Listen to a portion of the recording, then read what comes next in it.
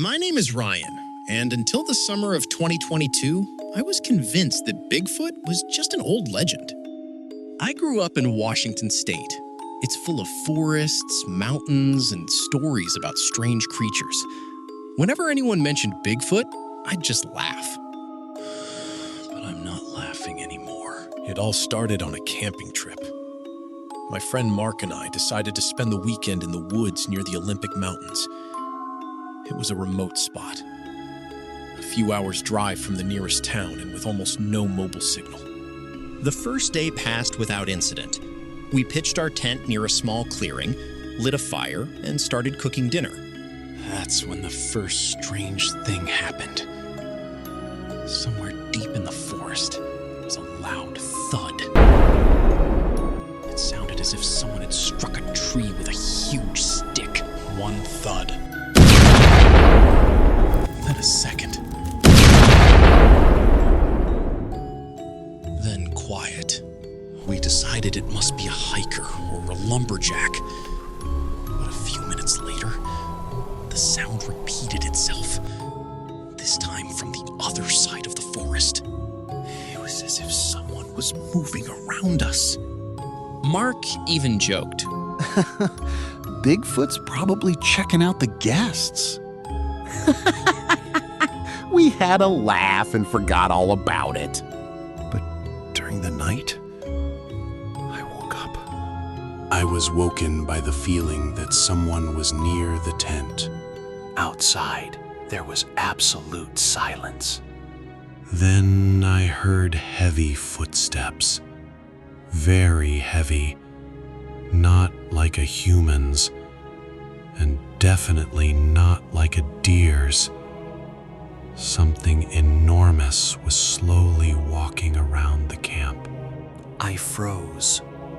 The footsteps drew closer to the tent itself. Then I heard breathing, deep, rattling. As if a creature weighing several hundred kilograms were standing right there. I wanted to wake Mark, but I couldn't move. A few seconds later, the footsteps began to recede. And then that same tapping on the wood sounded again.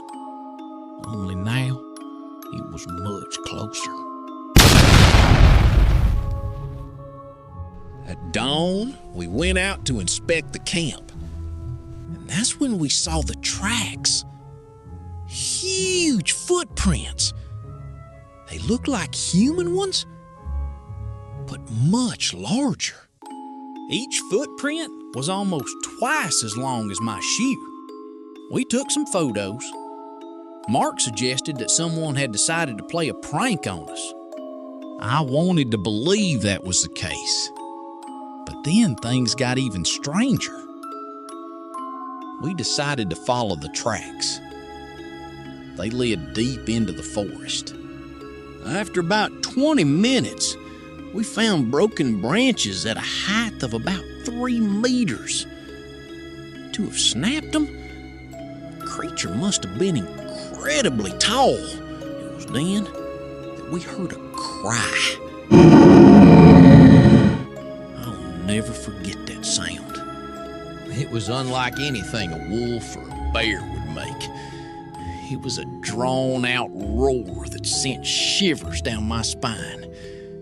We exchanged glances, and for the first time since we'd set out, we were truly frightened. We decided to turn back, but on the way back, something happened that changed my mind forever. Right between the trees, I spotted a movement. At first, I thought it was a shadow. Then, the figure stepped forward slightly. It was standing about 50 meters away from us, very tall, covered in dark fur, broad shoulders, long arms. I only saw it for a few seconds. The creature turned its head in our direction, and then, in a single movement, it vanished into the trees. We rushed back to the car. Neither Mark nor I said a word all the way home. Later, We looked through the photos of the tracks again. We tried to find a logical explanation, but we never did. Perhaps it was an unknown species of bear.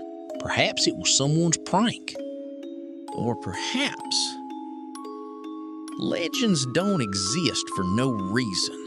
I'm not asking anyone to believe me, but if you ever find yourself in a remote forest and hear a tapping on a tree somewhere in the darkness, my advice is don't go and check who made the sound.